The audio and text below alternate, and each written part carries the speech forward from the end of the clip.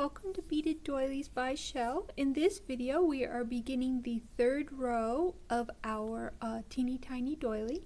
If you are doing an egg doily, this first circle you'll want a special video for it is slightly different from the other two.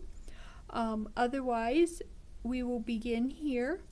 Your string is coming down right here, which is the third bead down the side. It is coming down, and we're going to add our beads in this order.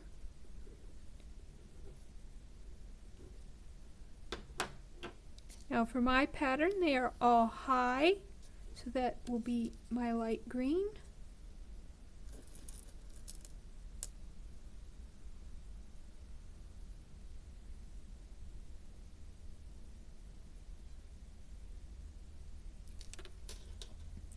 And then what you want is you want the bead on the opposite side of where your string is coming out.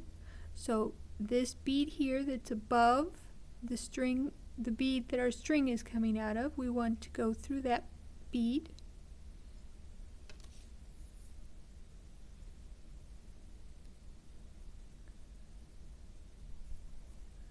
And there we have added the first circle for our third row.